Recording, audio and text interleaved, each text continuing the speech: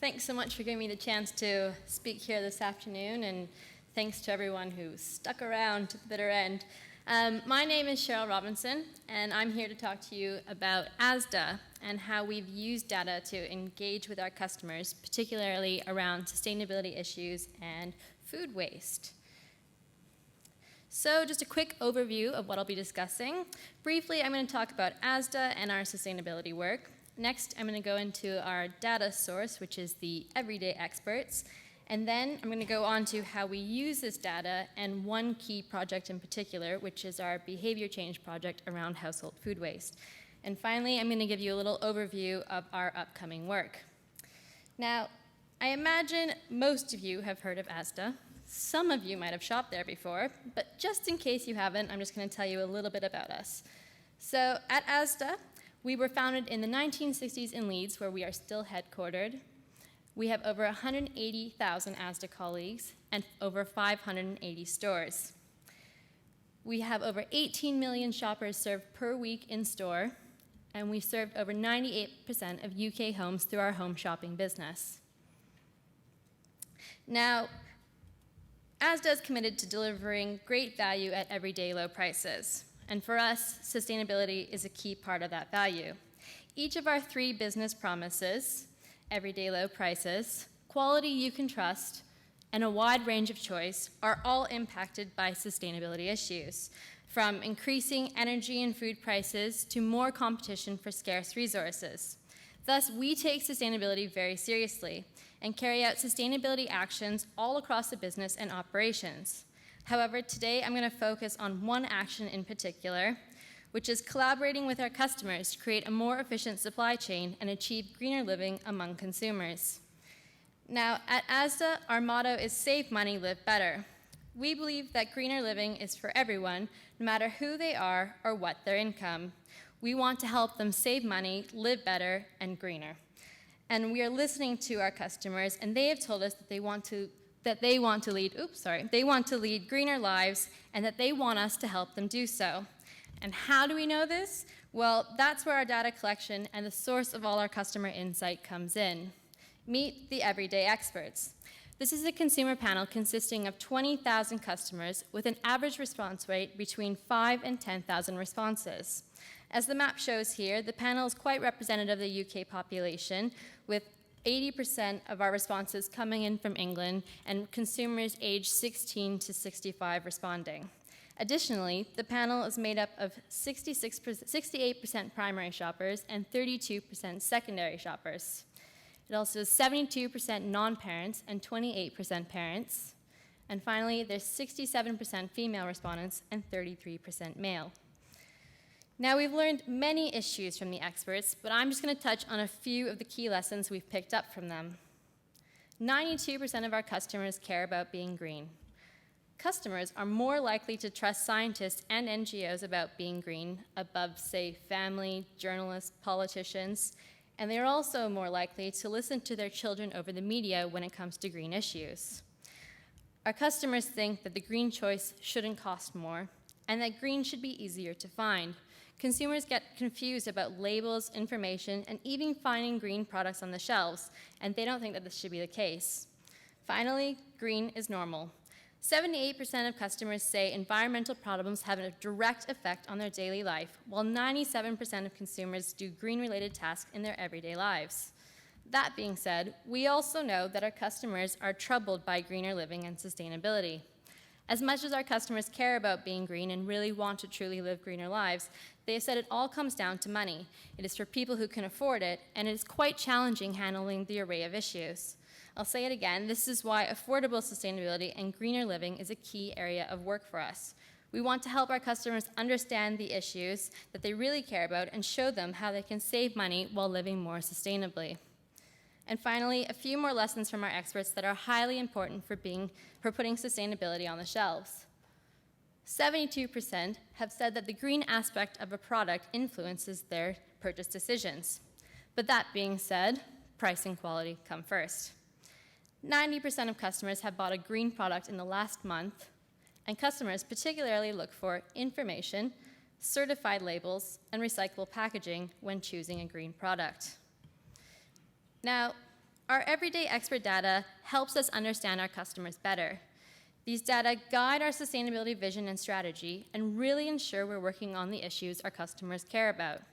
One such issue highlighted by our experts is the issue of food waste. Food waste is an issue that people are becoming increasingly aware and concerned about, arguably due to the vast amount of food and drink wasted each year. 15 million tons of food and drink are thrown away in the UK every year, 7 million tons of which comes from households. Now, back in 2005, Asda signed up to the Court All Commitment, which is an industry-wide voluntary commitment to reduce food waste. The latest phase of this commitment has a key target of helping customers reduce the amount of food thrown away in homes. So, to meet this target, Asda turned to its everyday experts and the data they provide to work out our next steps in meeting this commitment. So, we approached the everyday experts to collect data and get a good understanding of why customers throw so much away. What we found was extremely helpful. We found that 92% of customers throw food away to varying degrees, from almost every meal to occasionally to rarely ever. However, the reasons they throw food away varies widely, and a range of answers include a last-minute change in plans, not using it within the date on pack, and cooking and preparing too much.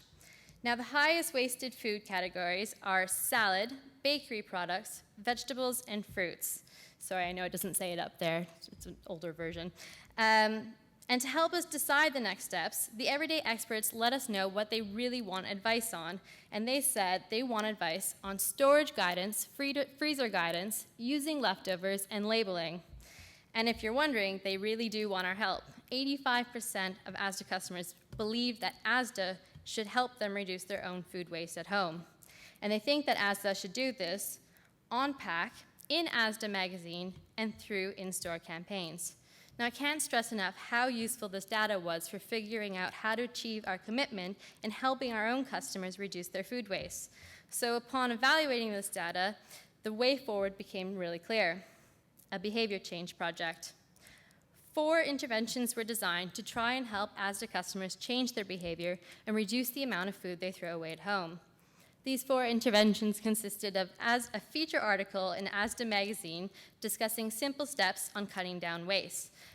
This focused on the highest wasted foods and how to prevent throwing them away.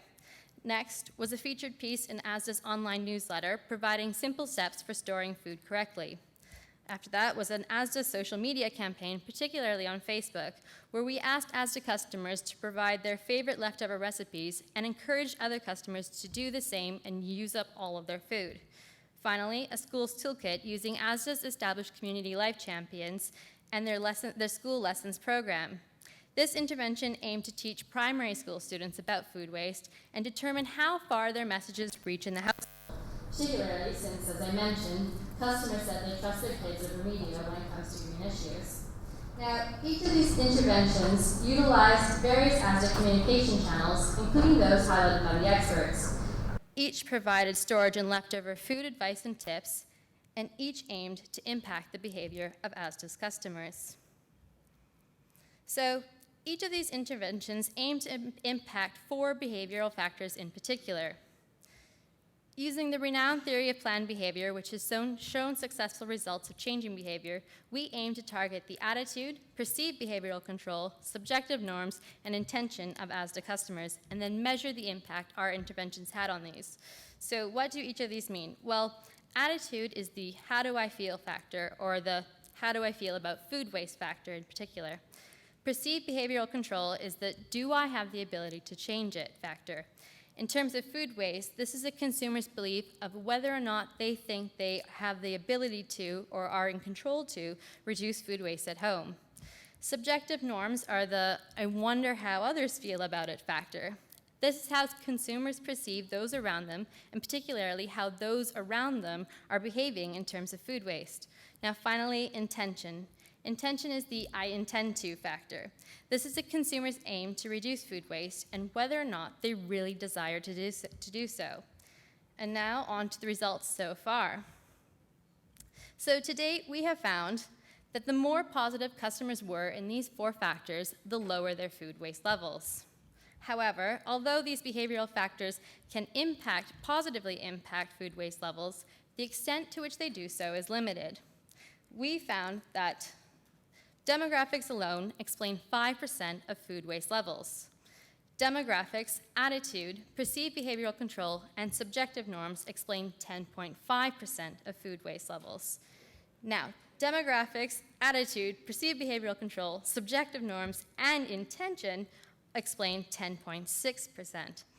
Now, this means that intention to behave a certain way, such as the intention to reduce food waste, is not necessarily a huge driver in behavior change. Nevertheless, all of these factors combined explain 11% of food waste behaviors among Asda customers, which means that by targeting these factors, we are able to impact a portion of consumer food waste behavior and levels. Now, did our interventions have an impact on these behavioral factors? Well, using our everyday expert data, we found that Asda Magazine and the Asda newsletter interventions were successful at positively impacting the behavioral factors of our customers. The Facebook campaign, on the other hand, had no significant impact. Given that we know the more positive customers are in these behavioral factors, the lower their food waste levels, we can assume that 2 of our interventions had a positive impact on food waste behavior and therefore food waste levels within households. Now, our 4th intervention, the Schools Toolkit, is still in its testing stages as it requires a far more complex measurement to determine whether or not parents not only receive but also take in the messages about food waste from their children. So, a few key things that we've learned from our interventions and behavior change work so far. There is a gap between intention and behavior. As I mentioned before, having the intention to act in a certain way does not necessarily mean customers will do so. Life gets in the way, things get in the way, and sometimes the capacity to behave in a certain way is just not possible. Moreover, appealing to customers' rationality about food waste through education and tips in certain communication channels is not necessarily the way to go about changing behavior, as studies have shown that intention is not a huge factor and consumers are not callous and careless about the food that they throw away. Secondly, 2 behavioral factors really work. Addressing subjective norms, or the how do others feel about it, and perceived behavioral control, which is the do I have the ability to change it factor, are both successful at changing behavior. Therefore, this year, we are focusing on using these 2 powerful factors and impacting behavior using their influence. That brings me to our upcoming behavior change work. So this year, our work consists of on-pack stickers on the highest wasted products: bakery, bagged salad, potatoes, carrots, and minced beef. These stickers use descriptive norms discussing the percentage of customers who don't waste the product, and procedural norms providing instructions for customers to follow suit. Next, we are doing an in-store campaign. This intervention is taking place in collaboration with the Love Food Hate Waste event in stores all across the UK. We will be handing out a storage guidance sheet with everyday expert quotes and advice on cutting down food waste at home. So from here, we'll be able to measure if messages using norms and instructions are more effective than providing tips and advice for doing things at home. We will also be able to measure the effectiveness of in-store messages versus on-pack at changing household food waste behavior. And finally, here are just a few of the ways that we've communicated our behavior change work to Asda customers and colleagues. This consists of talking about it in a newsletter, an online website, and through our carrier bags. And before I let you go, I'd just like to briefly touch on our affordable sustainability work. Our on-pack behavior change intervention will contribute to products being more sustainable, as they will prevent food from being thrown away unnecessarily, costing customers more money, and indirectly, they will prevent the avoidable release of greenhouse gas and carbon emissions. Moreover, we are working on characterizing affordable sustainability with the University of Leeds, and we will be using our everyday expert data and consumer sales data to better understand why customers shop a certain way, how they can possibly shop more sustainably, and if there are certain demographic reasons as to why certain customers shop more sustainably than others. So basically, we'd like to get a better understanding of why customers shop a certain way, and working towards putting sustainability on the shelves and in homes and ensuring our customers are saving money while living greener.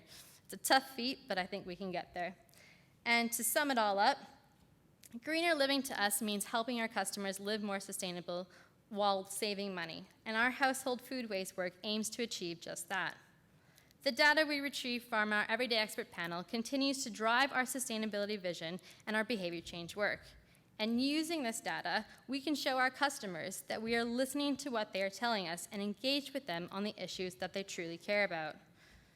And I think that's about it for me. Thank you so much for listening, and if you have any questions, please don't hesitate to ask. You can come find me afterwards, or my email's at the bottom of the slide there. Thanks so much.